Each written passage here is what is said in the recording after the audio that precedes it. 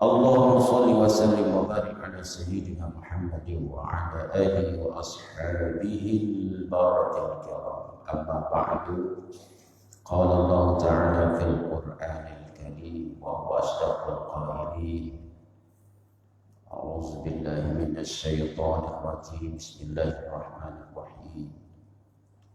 Inna Allah ya'muru bil 'adli wal ihsani wa ita'i dzil qurba wa yanha 'anil fahsya'i wal munkari wal baghi ya'izukum la'allakum tadhakkarun. Shadaqallahul azim. Quran surah An-Nahl ayat 90. Bapak Ibu jamaah salat subuh yang dimuliakan Allah yang saya hormati, kembali subuh ini kita ucapkan puji dan syukur kepada Allah Subhanahu wa Ta'ala yang telah memberi nikmat kepada kita semua, nikmat yang sangat luar biasa, yaitu kita dapat hadir ke masjid untuk melaksanakan sholat subuh secara berjamaah. Man shalla subha bi jama'atin faka'annama qama fi kulli lail. Siapa yang sholat subuh berjamaah seakan-akan dia sholat satu malam suntuk lama. Dan kita terberikan oleh Allah yang demikian itu. Selanjutnya sholawat dan salam tak lupa dan memang tidak boleh lupa dikirimkan dari kata Muhammad sallallahu alaihi wasallam. Allahumma shalli wa sallim wa barik ala sayyidina Muhammad wa ala alihi washabbihi. Sebab kata Nabi, bila lupa berselawat kepadaku berarti dia lupa jalan ke surga. Man nasiya salata alayya nasiya tariqal jannah. Jadi siapa yang lupa berselawat nanti dia melupakan jalannya ke surga. Kemudian dengan selalu kita berselawat, mudah-mudahan kita termasuk orang yang dirindukan oleh Rasulullah, yang kita termasuk orang yang ditunggu beliau di talaganya nanti. Pada ibu yang saya hormati, pada kesempatan ini kita masih lagi membicarakan tentang seorang sahabat Nabi, Umar bin Khattab. Umar bin Khattab, sebab kata Nabi, di antara siapa saja sahabatku itu, bila engkau ambil contoh kepadanya, engkau pasti mendapatkan petunjuk. Umar bin Khattab ini di dalam dia menjalankan kepemimpinannya, betul-betul dia mengamalkan ayat Allah surah An-Nahl ayat 90 itu.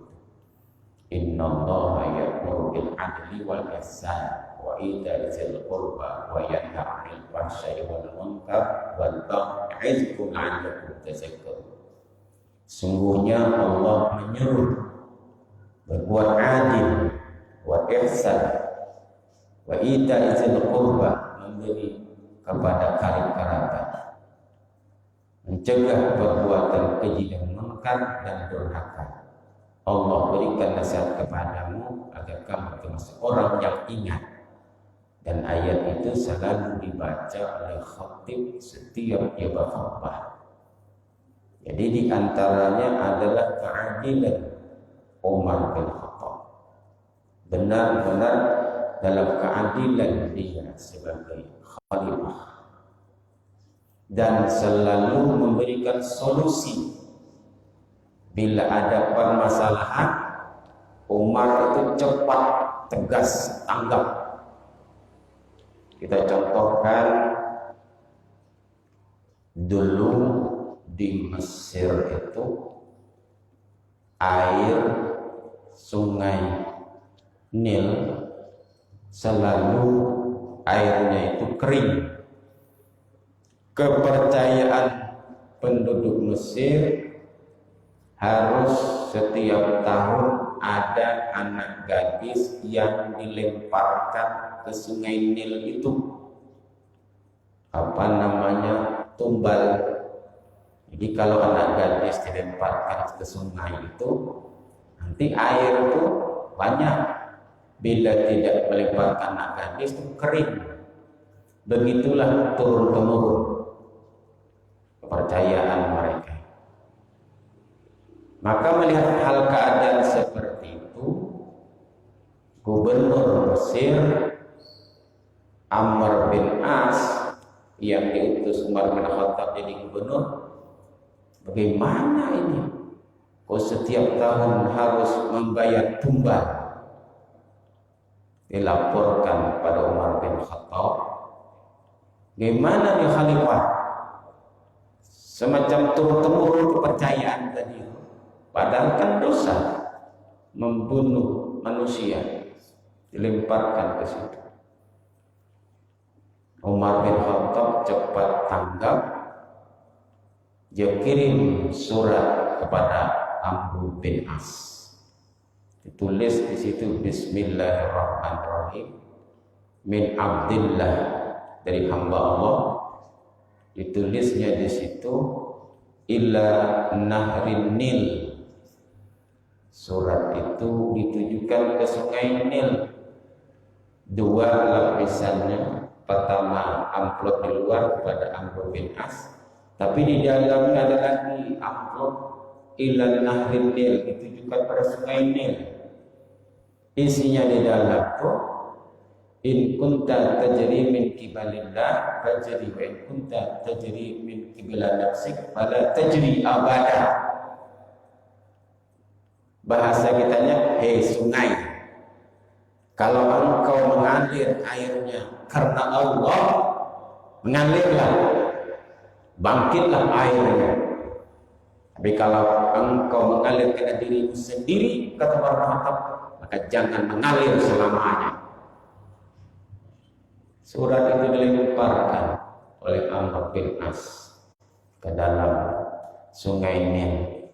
Besoknya tinggi air, sehingga orang bisa mengambil air, bisa untuk kebutuhan sehari-hari, bisa untuk kebutuhan pertanian, dan sampai hari ini tidak kering-kering air itu. Luar biasa. Apa yang menahan air itu sebenarnya sebelumnya adalah jin. Jin yang menahan air itu. Karena kepercayaan manusia jadi harus dikasih tumbal baru jalan, dan itu penyebabnya karena kepercayaan manusia itu tadi begitu. Ini diantara.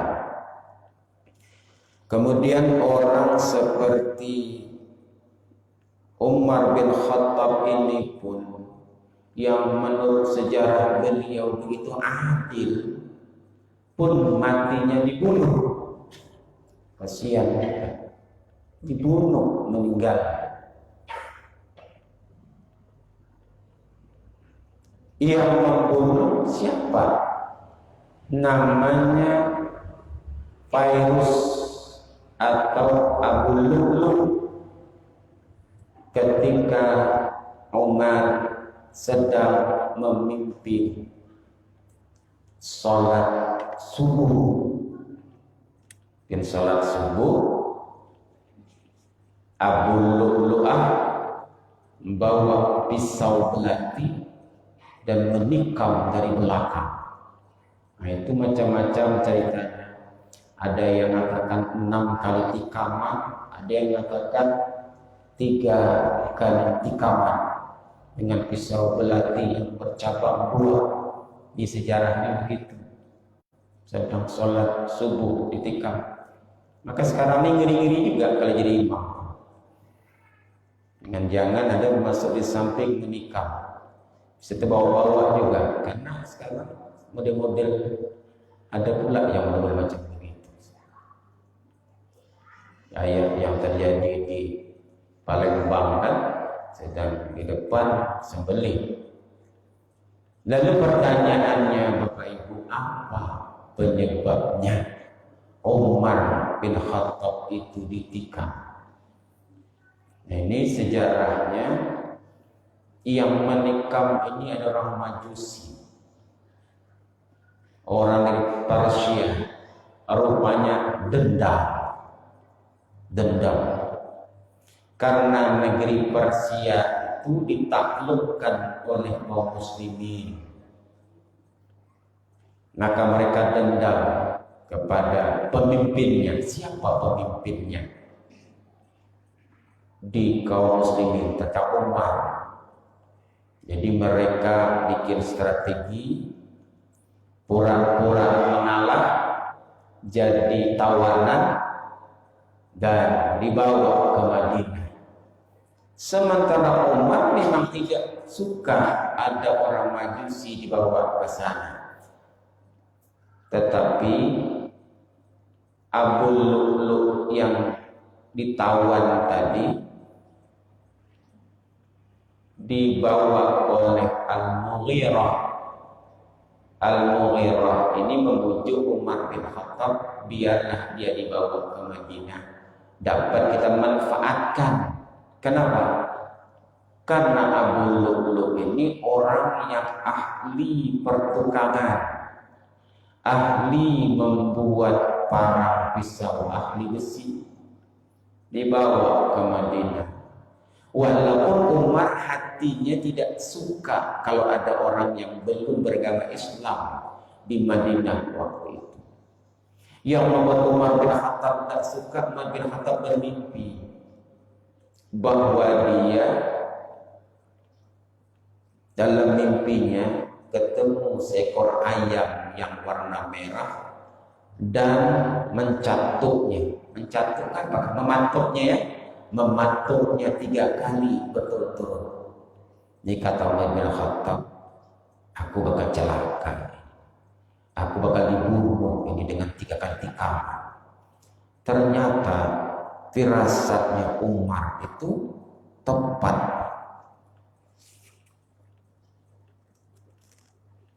Kenapa? Sebab tidak terjadi Umar bin Khattab itu matinya dibunuh.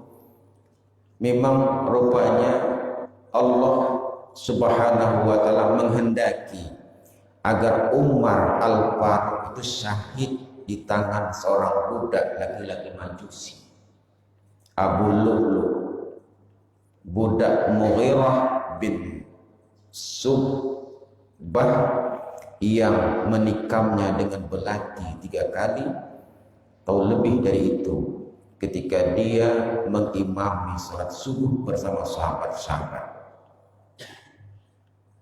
Jadi lantaran dia dendam karena negeri Persia itu ditaklukkan. Itu satu versi yang menyebut begitu. Ada juga yang mengatakan karena pajak, bayar pajak. Karena Abu Lu'lu' tadi hebat berusaha, usahanya itu menghasilkan keuntungan besar, maka tuannya Mughirah tadi meminta kepadanya bayar pajak. Jadi ada pajak masa Umar bin Khattab itu, bayar pajak. Mughirah menetapkan kalau kau dapat keuntungan segini, engkau mau bayar pajak segini. Lalu dia melapor ke Umar, yang menyuruh bayar pajak ini Mughirah. Kata Umar bin Khattab, kalau memang pendapatanmu sebanyak itu, wajar kau bayar pajak segini. Oh, rupanya katanya Umar bin Khattab ini sekongkol juga dengan tuannya Mughirah itu. Itulah. Maka subuh itu Umar bin Khattab mengimami, dia sengaja hadir buat belati dan tikamnya dari belakang. Apa kata Umar? Menjerit Umar waktu itu, ini anjing apa nih yang menggigit saya? Karena Masjid Nabawi itu kan luas, sehingga ribut di sini, tapi yang di sudut-sudut sana tetap sembahyang. Maka Umar bin Khattab mewasiatkan pada Abdurrahman bin Auf di belakangnya, gantikan aku sebagai imam. Umar bin Khattab belum diurus dan tersungkur dia di tanah. Jadi dulu Masjid Nabawi itu masih di atas tanah, bukan macam sekarang indahnya tersungkur. Saat itu Abdurrahman bin Auf dan mencepatkan sholatnya dengan meringankan.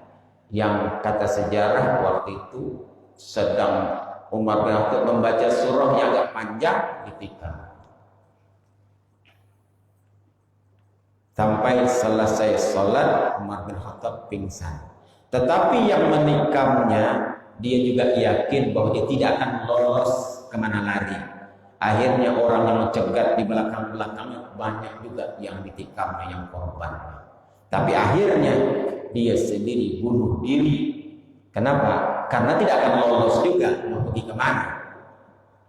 Gitu. Lalu Umar bin Khattab digotong, dibawa ke rumahnya.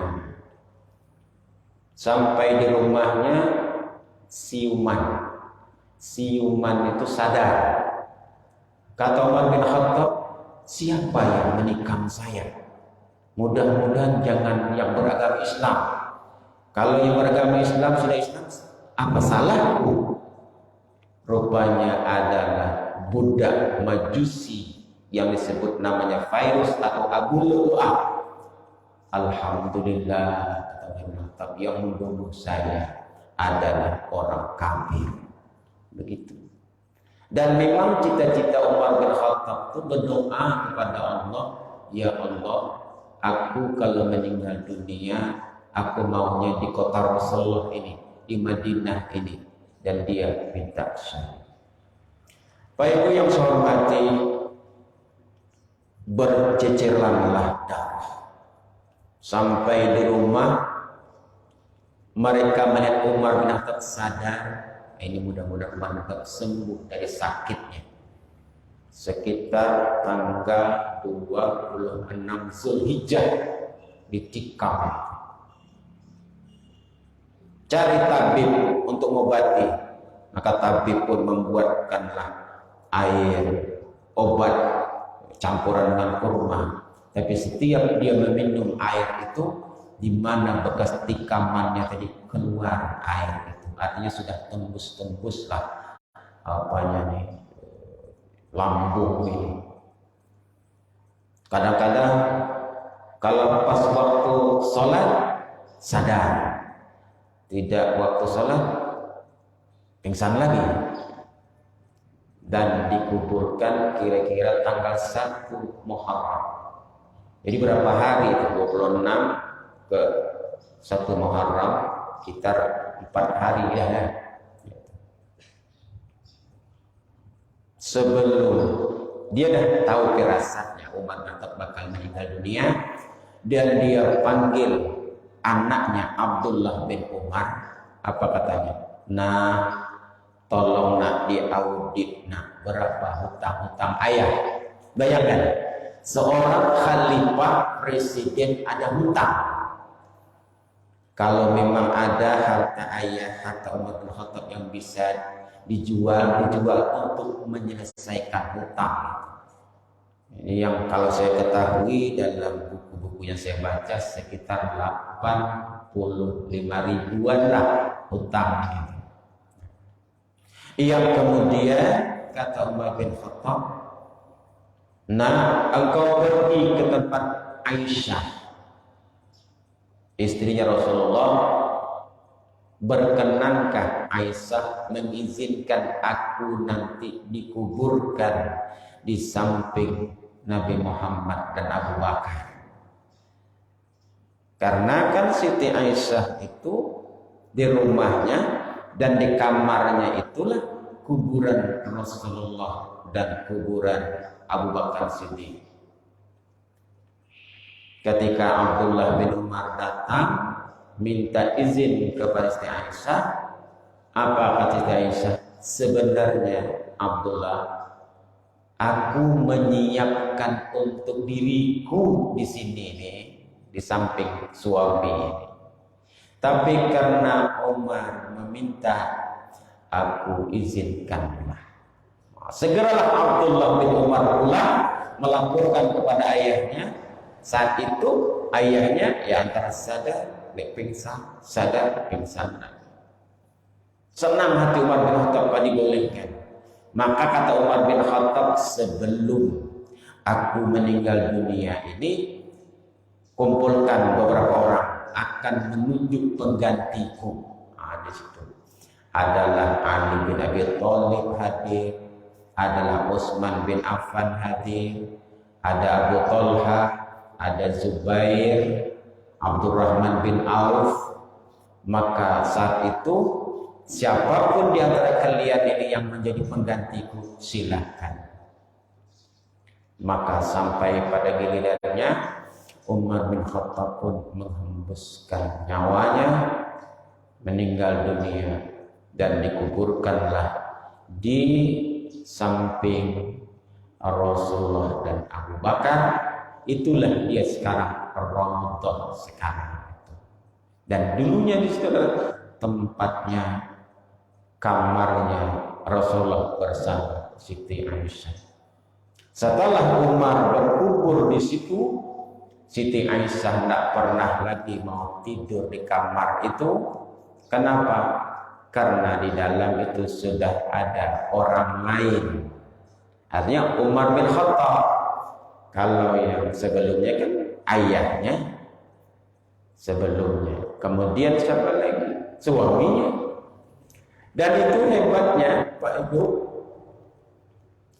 Setelah berkubur Umar di situ, Siti Aisyah masuk ke kamar itu menutup tubuhnya, tidak buka auratnya, padahal udah meninggal dunia kan Umar. Itu juga pelajaran sebenarnya bagi manusia sekarang ini. Sedangkan di hadapan orang yang meninggal saja harus menutup aurat kalau bukan muhrim. Bapak dan Ibu yang saya hormati, jadi Umar bin Khattab meninggal dunia lantaran ditikam. Berapa lamanya Umar bin Khattab menjadi khalifah? Sudah kita ceritakan yang lalu, 10 tahun 5 bulan 21 hari. Banyak Bapak Ibu pembaharuan yang dilaksanakan oleh Umar bin Khattab ini. Di antaranya Umar bin Khattab lah yang membuat maling itu dipenjarakan, tidak dipotong tangan waktu itu. Kenapa? Kebijaksanaan. Kenapa tidak dipotong tangan? Kenapa? Sebab waktu itu orang mencuri untuk makan dikarenakan masa paceklik. Tanaman-tanaman itu tidak subur. Tanaman-tanaman tidak begitu berbuah. Mereka lapar, lalu mencuri. Umar bin Khattab membuat hukuman dipenjarakan. Karena beliau mengatakan sama dengan potong tangan, kan masuk penjara, tidak bisa berusaha. Kemudian Umar bin Khattab juga mengambil orang-orang ahli pertanian untuk mengerjakan tanah yang memang subur, yang mana ahlinya diletakkan di situ. Nah, ini namanya bahasa kitanya apa sekarang? On the right man, on the right place. Job description, apa namanya, pembagian job yang tepat. Kalau ahlinya di pertanian, menetapkan kau olah tanah. Nanti hasilnya dikumpulkan di Baitul Mal. Sebagai apa? Untuk kemaslahatan umat manusia. Jadi banyak yang dia buat untuk kemaslahatan. Kemudian situ juga orang-orang yang memang berpenghasilan banyak dikenakan pajak. Untuk apa? Untuk kemaslahatan, bukan untuk dirinya sendiri. Pada ibu yang saya hormati, ini masa daripada Umar bin Khattab yang dulunya begitu bengisnya terhadap Islam. Setelah masuk Islam, dia membaharu dalam Islam yang luar biasa. Sampai Nabi mendoakan di antara dua Umar itu supaya ada di antara Islam Umar bin Hisam dan Umar bin Khattab. Umar bin Hisam adalah Abu Jahal dan Umar bin Khattab, ya Umar bin Khattab lah yang Islam. Pada ibu yang saya hormati, Umar bin Khattab diizinkan, Umar radhiyallahu an tidak mengizinkan seorang musyrik yang sudah balik untuk masuk ke Madinah karena dikhawatirkan dia akan mengganggu atau menyakiti muslim atau menyiarkan rahasia atau merancang fitnah atau bahaya lainnya yang sejenis dengan itu dan menyakiti kaum muslimin. Akan tetapi Mughirah bin Syu'bah memujuk Umar agar berkenan menerima masuknya seorang budak laki-laki Majusi yang membawa kesialan itu. Alasan Mughirah adalah bahwa budak tersebut dikenal memiliki keahlian dalam memproduksi alat pertukangan yang berguna bagi manusia, karena budak itu adalah seorang ahli besi, pemahat sekaligus tukang kayu. Akhirnya Umar mengizinkan sesudah Mughirah meminta dengan mendesaknya, padahal Umar tetap merasa tidak tenang dengan kehadirannya. Seakan-akan Umar dengan kecerdasannya dapat melihat bahwa budak itu akan melakukan sesuatu yang berbahaya. Nah, jadi kena pujukan juga Umar bin Khattab mengizinkan budak tadi masuk, itulah yang membunuhnya. Pada ibu yang saya hormati, di antara wasiat Umar masih hidup, ini wasiatnya, bila engkau menemukan aib, celah pada seseorang dan engkau hendak mencacinya, maka cacilah dirimu, karena aibmu lebih banyak darinya. Ini wasiat Umar. Yang melihat cacat orang itu, wah, kita langsung menyebut begini begitu dan sebagainya, bahwa dirimu juga banyak aibnya. Kemudian kata Umar, kalau engkau hendak memusuhi seseorang, maka musuhi perutmu dulu, karena perut musuh yang berbahaya. Kemudian apalagi wasiat Umar, bila engkau hendak memuji seorang, pujilah Allah. Nah, kalau kita melihat orang, oh hebatnya orang ini, oh pandai ini, belum apa-apanya. Melihat orang membuat HP, wah pandainya orang buat HP, bagusnya. Tidak sadar kalau dia lupa bahwa hebatnya HP seseorang itu karena Allah masih membuat matanya melihat dan telinganya mendengar. Kalau mata tak melihat, kemudian telinga tak mendengar, apa bagusnya HP itu? Lebih bagus Allah yang ciptakan pendengaran. Bila engkau ingin menuntut sesuatu, maka tuntutlah akhirat. Ini pesan. Dan bagusnya juga Umar ketika dia diangkat menjadi khalifah, karena dia orang yang garang, yang berani. Kata Umar bin Khattab, tidakkah berbahaya kalian mengangkat aku sebagai khalifah? Aku garang, aku berani, orang banyak takut dengan aku. Kalau aku salah, siapa yang berani menegur? Umar bin Khattab kan orangnya tegas dan berani luar biasa. Kalau dia mau jadi imam, meluruskannya beliau patroli, meluruskan pakai pedang. Saat itu ada yang berani ngangkat tangan. Seorang pemuda ngangkat tangan. Apa kata Ali? Saya yang berani meluruskan engkau, wahai Umar. Akan kutebas engkau dengan pedangku kalau engkau nanti memimpin dalam keadaan yang tidak adil. Senang hati Umar bin Khattab, ada orang yang berani menegurnya begitu. Pada ibu yang saya hormati, bila engkau ingin menuntut sesuatu, maka tuntutlah akhirat. Habis saya menceritakan, padahal takkan pernah selesai kalau menceritakan tentang bagaimana Umar bin Khattab itu. Karena lama, 10 tahun dia memimpin. Pada ibu yang saya hormati, kita masuk ke berikutnya. Sahabat Nabi yang bergelar Zunnurain. Siapa dia? Adalah pemilik 2 cahaya, yaitu Utsman bin Affan.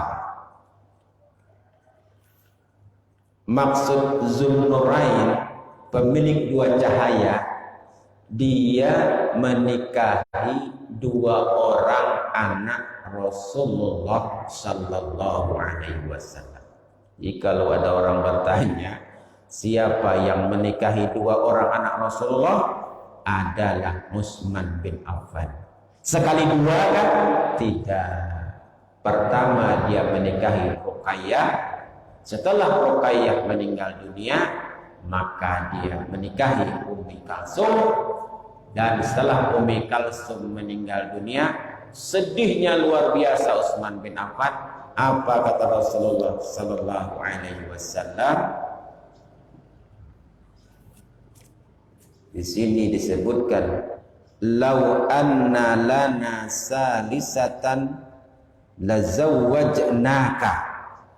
Andai kata kami mempunyai putri yang ketiga, kata Rasulullah, niscaya akan kunikahkan dia dengan engkau. Betapa hebatnya kira-kira Utsman bin Affan itu. Karena sifat Utsman bin Affan itu, malaikat saja malu dengan Utsman bin Affan itu. Berarti hebat kan? Dan kata Rasulullah, sebahagian perangai dari Utsman bin Affan itu adalah perangaiku. Ini Utsman bin Affan. Utsman bin Affan sampai sekarang itu ada apa namanya itu, hasil usahanya yang sampai hari ini menyumbangkan pahala kepadanya. Berapa tahun sudah? Sekitar 1400 tahun masih mengalirkan pahala kepada Utsman bin Affan. Apa yang dilakukannya? Karena dia sudah membuat sedekah jariyah. Saat itu Nabi Muhammad masih hidup. Di Madinah, kalau musim kemarau panjang, memang sana hampir musim kemarau, hanya ada 1 sumber mata air, sumur orang Yahudi. Namanya orang Yahudi kan tak begitu bagus. Apabila orang memerlukan air, dia mengangkat harga air itu mahal. Itu tidak jauh dari Masjid Nabawi ada sumur orang Yahudi dan dikelilingi oleh pertanian kurma. Mengadulah orang kepada Rasulullah, ya Rasul, susah betul mendapatkan air di Madinah ini. Kalaupun ada air, cuman sumur orang Yahudi itu. Dan airnya segar, mirip-mirip dengan air Zam-Zam. Kata Rasulullah SAW, siapa yang dapat membebaskan sumur itu dari orang Yahudi, artinya dibeli sumur itu, maka dia akan masuk surga. Maka berpikirlah orang-orang ingin membelinya. Termasuklah Utsman bin Affan mendatangi orang Yahudi yang punya sumur itu. Kata Utsman bin Affan, gimana kalau sumur itu kau jual saja dengan saya? Oh, apa katanya? Macam mana pendapatanku kalau kau jual? Hari-hari aku di situ dapat duit, maka harga semakin meningkat. Tapi Utsman bin Affan tidak habis akal. berarti dia memang ahli strategi dagang. Gimana caranya? Dibawakanlah oleh Utsman bin Affan. Dalam buku ini saya baca duit 12.000 dirham. Gimana? Berapa kali lipat? Tak mau juga dijual.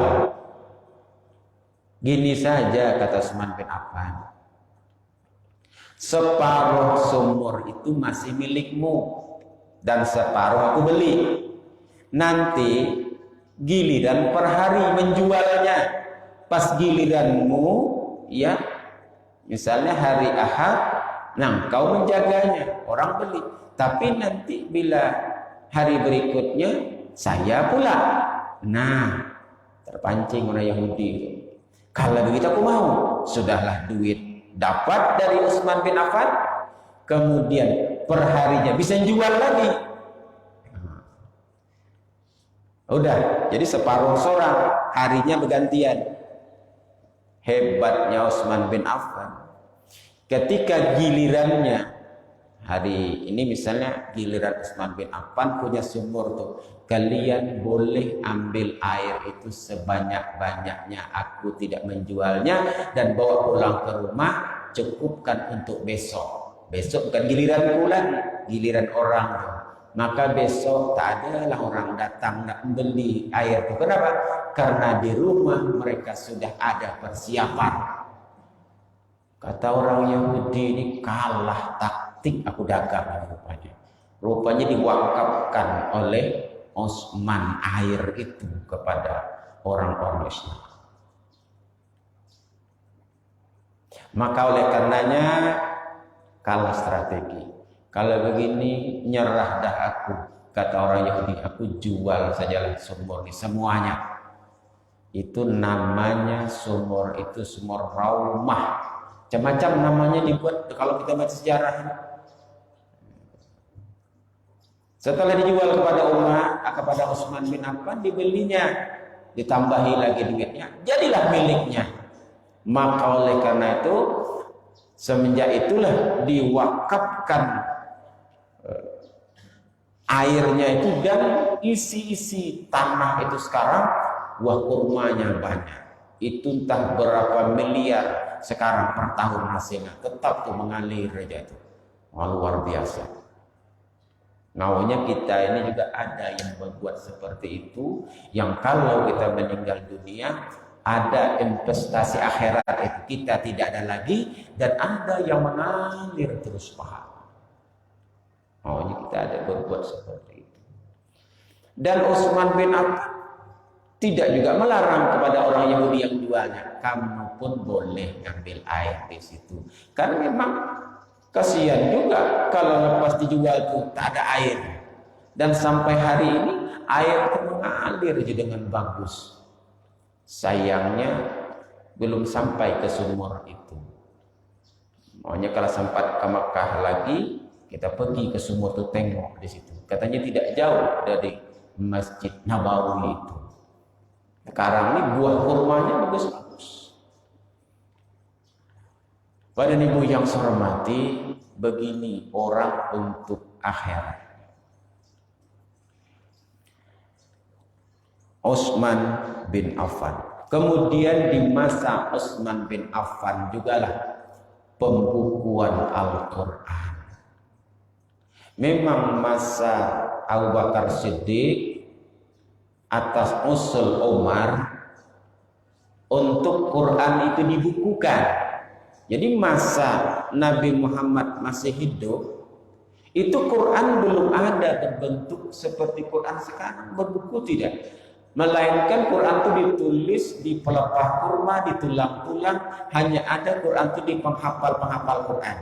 Tapi ketika terjadi perang Yamamah, 70 penghafal Quran meninggal dunia pada masa Abu Bakar Siddiq. Umar lagi yang memberikan ide kepada Abu Bakar supaya Al-Quran ditulis. Kalau tidak, kita ini tidak tahu, Pak. Karena Quran itu dari kepala orang ke kepala orang, masuk di otak mereka semua. Maka kata Abu Bakar Siddiq waktu itu, terlalu berat wahai Umar usulanmu ini, karena Quran ini belum pernah ditulis oleh penulis waktu zaman Nabi Muhammad masih hidup, lalu engkau merintahkan aku membukukan Quran. Kata Abu Bakar, lebih baik engkau perintahkan aku memindahkan gunung itu. Gunung aku campur sikit-sikit, aku pindahkan, daripada aku melaksanakan perintah yang belum ada diperintah oleh Rasulullah. Umar bin Khattab bersumpah demi Allah, kiranya kalau tidak dibikin Quran ini dibukukan, Quran akan habis, kata Umar bin Khattab. Lalu siapa yang tertinggal lagi untuk dikumpulkan Quran dan ditulis? Jadi zaman Abu Bakar sudah ada mulai penulisan Al-Quran itu. Satu. Dan di masa Utsman bin Affan, dan diperbanyaklah Quran itu lagi ditulis. Nah, sampailah dia sekarang, itu masa Utsman bin Affan. Dan yang satu ditulis pertama itu di mana? Macam-macam ceritanya. Ada yang mengatakan karena nanti jadi perebutan, kata Quran yang asli itu adalah yang ditulis masa Abu Bakar, maka nanti terjadi percekcokan. Padahal diambil yang satu pertama tadi, yang keempat tadi meniru yang pertama tadi, dibagikan kan di Mekah, Madinah, di beberapa tempat dibagikan. Nah, itulah yang dikembangkan Quran itu. Yang saya ketahui begitu di masa Utsman. Alhamdulillah, Quran itu sampai sekarang ada tulisannya. Bahkan waktu itu ditulis tak ada baris, tak ada titik. Nah, macam mana pula tuh? Waktu ditulis pertama itu baris, tidak ada titik, tidak ada. Dan kita sampai sekarang sudah ada berbaris, ada titik, malah pula sekarang hukum-hukumnya ditulis itu. Nah, ini idgham, ini izhar, ini iqlab, lengkap dari kita sekarang. Nah, susah juga lagi mengapakan Quran, yang terlaluan. Pada ibu yang saya hormati, jadi subuh ini ada dua yang kita ceritakan. Ini tentang sejarah saja. Bagaimana Umar bin Khattab dalam keadilannya, bagaimana dia menegakkan kebenaran, bagaimana dia membentuk pembaharuan Islam yang luar biasa. Maka pantas kalau sahabat-sahabat ini Nabi mengatakan di akhirat nanti bersamaku, dijamin oleh Rasulullah masuk surga. Begitu juga Rasulullah katakan na Utsman bin Affan, engkau Utsman nanti di akhirat denganku, kata Rasulullah, seperti jari tunjuk dan jari tengah ini dekatnya. Kenapa? Karena Utsman ini belum kita ceritakan bagaimana dia mengeluarkan uangnya untuk peperangan-peperangan yang luar biasa. Semoga yang disampaikan ini bermanfaat. Terima kasih atas perhatian. Wabillahi taufiq wa hidayah. Assalamualaikum warahmatullahi wabarakatuh. Auzubillahi minasyaitonir rajim. Bismillahirrahmanirrahim. Alhamdulillahirabbil alamin. Wassalatu wassalamu ala asyrofil anbiya'i wal mursalin wa ala alihi washabbihi ajma'in. Subhana rabbiyal aliyyil a'la wahhab. Allahumma inna na'udzubika min 'ilmin la yanfa' wa min qalbin la yas'a' wa min nafsin la tasba' wa min da'watin la yustajabu laha. Da'wa bi subhanakallahumma wa tahiyyatu bi assalamu alaikum. Alhamdulillahi rabbil alamin. Taqabbalallahu minkum.